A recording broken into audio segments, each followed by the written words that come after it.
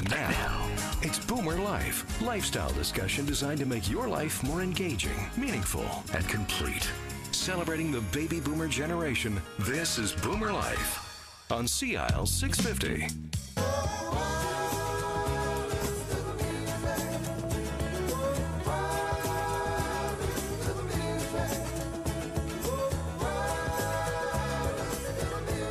Well, hello, and welcome to Boomer Life on CIL 650 as we have that Listen to the Music song from the Doobie Brothers kind of pointing us in the general direction of the theme of this hour of Boomer Life. We're going to talk about hearing and the latest innovations in hearing and your ability to listen to the music, well, for a lot more years. We're going to talk about the inner workings of the ear from an expert perspective, and it's always a delight to welcome this expert to our Boomer Life program from Mainland Hearing and Next Gen Hearing. Audiologist Dr. Ted Venema is back with us on Boomer Life. Hello, Dr. Ted. Good to be back again. Good to have you with us. That listen to the music stuff, you know, we boomers. We're very fond of our music and have been since, well, we started listening to it really loud back in the 50s. So for those of us who are still enjoying listening to the music in 2015 and we can hear it, what have we done right that some of our peers have not? We have ears that work. I suppose. A little we luck. Still do. A little luck goes a long way, right? Yeah. A little luck and a little prevention of noise. Right. But you can't do too much about aging, and that's just going to happen. But noise is the second most common cause of hearing loss following aging, and it's preventable. So it cuts high frequencies off of your hearing. And it even has a fancy title. It's noise-induced hearing loss. There you go, NIHL. Right. And so is that simply the loss of one's ability to hear through prolonged exposure to, well, noise? Yeah, noise pollution. We've got noise pollution in our society. Okay. Elderly people in Africa have better hearing than elderly people in North America because we've got noise pollution. We're listening to noise that our ears were never intended to hear. Well, now, let me stop you there because this is something that this is a point you continue to make, and you keep going back to those folks in Africa. That's right. Because the human ear, as you understand it, and you're the PhD audiologist in this conversation, but the human ear was designed to hear clearly and soft sounds. That's nature, sounds of nature, and voices over the crackling of a fire. That's right. It's basically a almost noise-free environment. Yeah. Yep. That's what our ears are designed to be most effective at, picking up small sounds in the quiet. And hearing the soft sounds of speech. Right. Because the sounds in speech that are soft are the high pitches, the letters S, F, TH. And those soft little pops and fizzes, they tell everything about what the word is. And noise and age, both together, both of those, two main causes of hearing loss, those causes kill off treble hearing. When you lose treble, you've got the trouble with treble. Okay. That means you can hear, but I can't hear clear, my dear. I can hear people talking, but I can't hear what did they say, dishes or fishes. Right.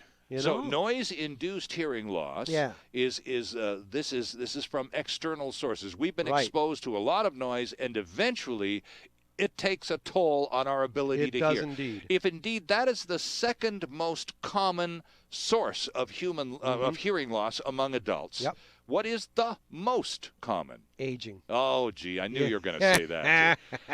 Becoming a boomer. This is Boomer Life. So you've just come here to just kick us in the teeth, haven't you? I came in to join in.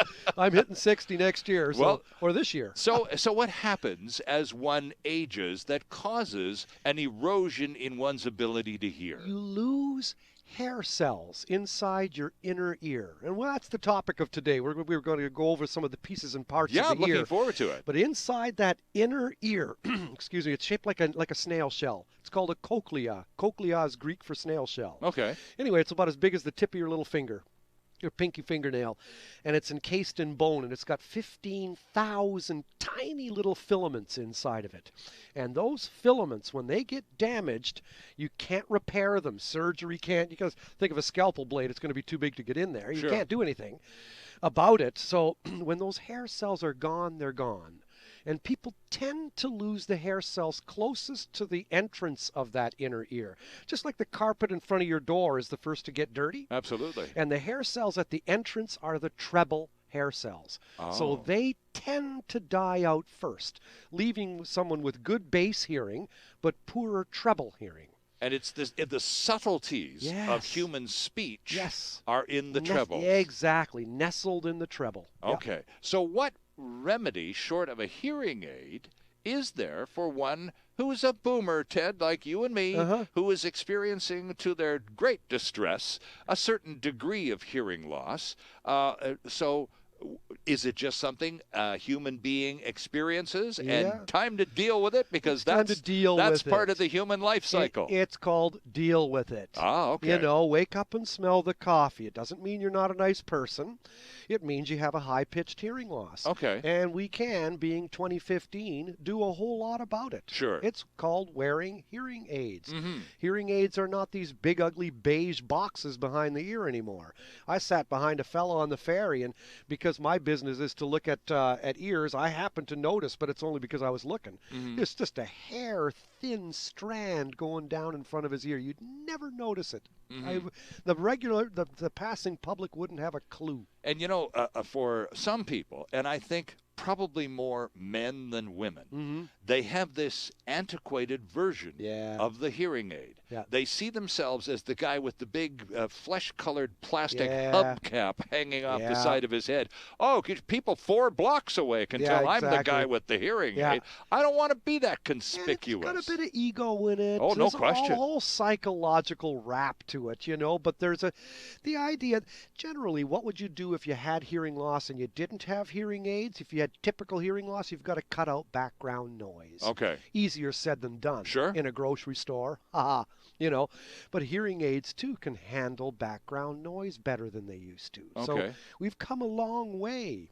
Just a huge way in hearing aid complexity and the difficult listening situations they can handle. You have a wonderful way of explaining things which suggest an educational background. You have been a teacher. You've been a university professor. You were at one point contemplating a career as a speech therapist. At one time. And changed from speech therapy to audiology. I was going Talk to us about hitting that fork in the road and why you chose audiology after having pre-selected speach therapy. Well, Ed, I had never heard of audiology in my life. People have heard more about speech therapists, sometimes called speech-language pathologists. Sure. It almost sounds like someone's looking at a dead person. But at any rate, I went to Western Washington University in Bellingham. Okay, sure. Used to call it Hellingbam. And I went there and I was studying speech pathology.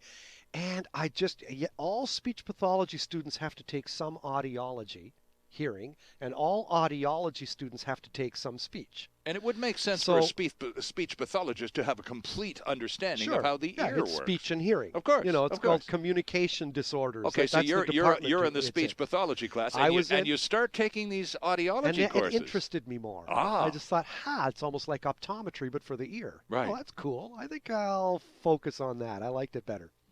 So I got my master's in audiology, and then later on went to University of Oklahoma and got a PhD over there. Okay. And when you came back to Canada, you went to work for a hearing aid company. You went to work for, was it the largest Canadian hearing aid manufacturer? It was the only one. It's Canada's only homegrown. That's back in Kitchener-Waterloo, isn't it? Kitchener-Waterloo. It's called Unitron Hearing Aids. Okay. And it still is called Unitron. Oh, okay. And they're Canada's only homegrown hearing aid manufacturer, but there's only about 6 or 7 manufacturers out there. It used to be about 30, but the big fish ate the smaller ones. Well, of course. As is done in business, and now there's about, I'd say, around 7 or something like that, roughly, main manufacturers. Most are based in Europe. Like there's a couple out of Switzerland, Bernafon, and I think Phonak, and there's another company. Well, Starkey is out of the USA. Resound is out of the USA. But there's Widex in Denmark. Videx, they call it. Okay. Oticon out of Denmark as well. So, but that's the general landscape. Right, and the technology now you started to work in this Kitchener-Waterloo Canadian hearing aid company. Wouldn't that be in the 70s or the 80s? Oh, no, 95. Okay. 90s. So that's 20 years ago. Yeah. Okay. And so boy, have hearing aids changed. I was just going to say, talk to us about the amount of change. It's whopping. In 20 years in hearing aid technology. 1990 was like the 1914 of hearing aids. I mean, it was like the change of all changes. Okay. Analog changed to digital. Oh, okay. I came to Unitron, used to teach at Auburn University, down in Auburn, Alabama, and done lost my accent, and worked at Unitron at the tail end of the analog era. And the analog hearing aids of the early 90s, they had couple of different channels, but you still changed the sound of them with tiny little screwdrivers. Kind of like you turn them to make the highs or lows change in them. Okay. And it's almost like a light switch dimmer in a living room. You can raise or lower the light. They call those potentiometers. And that's how you change the sound of the hearing aid. You did it physically. Okay. And the hearing aids had a mic, an amp, and a speaker, and they had capacitors and whatever inside, all this electronic stuff. Today, or 1997, the first digital hearing aids came out. And that immediately meant miniaturization, didn't it? Well, it meant miniaturization wasn't the main thing, but that was part of it. Sure. But it just meant that hearing aids were now programmed with a computer. Right. And so now you're setting the person in front of you, and you're on your computer changing the person's sound. And then just like you're doing on a Word document, save settings, hit enter or save. You want to open up the things again and change things, the treble or the bass, or how it handles noise, how its microphones work in quiet versus noise. Are you a taxi driver? Are you a librarian? What's your life set? What's your skills? Well, let me tailor this hearing aid after you and your lifestyle. Right, okay. So and that wasn't possible with the old analog technology. No.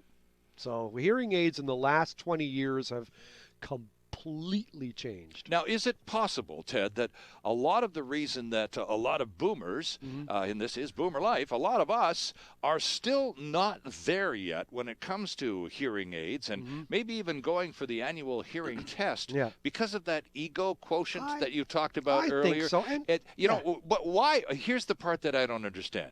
Ted and I are both sitting here with our glasses on. Okay, he's got the thing around hanging around my neck. But we both wear glasses. Yeah. And we have no problem going to the eye doctor, getting an eye test, because I can't see quite as well as I used to, and I can't read the computer screen anymore. You know what I think is the reason why? It's because you can see vision loss. I mean, it's almost metaphorical. But you can see blindness. You see, hear. The eyes get all the attention. Right. Someone walks out with a white cane, everybody lends an arm to help across the street. Of course, yeah. But someone says, "Hi, I didn't hear you." At the grocery store, it's like, the bananas are $1.49. Right. You know, we don't have a tether of patience because deafness is an invisible handicap, and we believe what we see. Interesting, but why? I firmly well, you know, and I think there's more than a little merit to that, but I suppose, and that would explain some of the ego and the deaf and dumb, the whole old story. Hearing loss is more of a sign of age, you know, infirmity. You know, whereas vision loss hits you at 40. Well, I so know. Half the people walking around have glasses on. Elton John's were as big as God. I mean, you know, but vision loss is fashionable. The inability to see begins to hit you at age 40. Inability to hear hits you around 65. That was my next question. Yeah. If it's the vision loss begins at 40, the hearing loss is later. Significantly later. Exactly, and that's why it's more associated with age. Ah. You see? So when something has a stigma like that, people shy away from it. They're not nearly as ready to go to an audiologist or hearing aid practitioner for hearing aids as they are to go to an optician or an optometrist for glasses. Interesting. And it's certainly there's no social loss of status if you happen to put on a pair of glasses. Exactly. And you can do that pretty much everywhere, and people will go, "Oh, there's a person putting on their glasses." Yeah, exactly. And that's it. So if it's that commonplace and that such a terrific remedy, why did those of us who have no problem hustling down and getting the latest whiz-bang frames and all the rest of it so we look really cool, why would that group stand back when they had the same opportunity to do for their hearing what they just did for their vision. Yeah, I know. There's a lot of hearing aids get a bad rap. That's part of it as well. In other words, how many hearing aids are sitting in a drawer? Right. How many people never took the time to explain things when hearing aids were being sold? You know, it's not quite like glasses. Hearing aids for ears are different than eyeglasses for eyes. Okay? First of all, glasses are cheaper. And second of all, damage to the eyeball is usually because your eyeball is too long or too short. So light isn't focused properly on the back of the eye called the retina. Right, okay. So you wear glasses to refocus the light, and then God's in his heaven and all's well with the world. Right. Hearing aids, it's like the retina, in quotes, of the ear itself is damaged or scratched, and that's those tiny hairs. Okay. And so ruining or damage to the inner ear is 95% of hearing loss is damage to the inner ear. And that is akin to someone having damaged retinas of the eye. I see. You see? So but 95% of vision loss is the eyeball is too long or short. Light isn't focused properly. So you wear glasses to refocus the light and everything's good. Exactly. If hearing aids could only have that easy a task. Well, no, they don't. You mentioned that glasses are on balance cheaper. Yeah. So, but hearing, is there a myth perhaps also associated on the other side of that coin that hearing aids are absurdly expensive? So don't even talk to me about that. I couldn't begin to afford that. Does is that part of the old stigma? I think that is, because there are a lot of options now. Yeah. Hearing aids come in gold, silver, or bronze. That's one thing, just like the Olympics. Price points, yeah. right? And another thing, options come, especially with Next Gen and Mainland. I mean, options for financing, options for rental. Right. You can rent hearing aids. Right. For as low as what, $59 a month. Yeah, lease to hear. So right. when you're not leasing to buy, you're leasing to hear. Because when new upgrades come in hearing aids, you get a new set of hearing aids. And how frequently because you're talking about now the amazing rate of improvement since 1997, unreal. And the whole industry went digital. Yeah. That's almost 20 years. Yeah. Every 18 months, 24 months, 12 months? I'd say about every 24. Every couple of years. Every 2 to 3 years, there's really huge, significant advances that take place in hearing aids. Right. It's unreal. It's one of the biggest departments at a hearing aid manufacturer is R&D, research and design. Our guest on this episode of Boomer Life is audiologist Dr. Ted Venema, who is a consultant to Next Gen Hearing and Mainland Hearing. Next Gen Hearing, NEXGEN, by the way, with clinics and offices all over Vancouver Island, Dr. Ted, and up in the interior. Mm-hmm. And down here, well, it's Mainland Hearing, and that would be for those of us living in the lower mainland. And their website is mainlandhearing.com. Back with lots more. We're going to talk about, well, all the parts of the ear with audiologist Dr. Ted Venema on Boomer Life right after this. Celebrating the baby boomer lifestyle. This is Boomer Life on CL 650.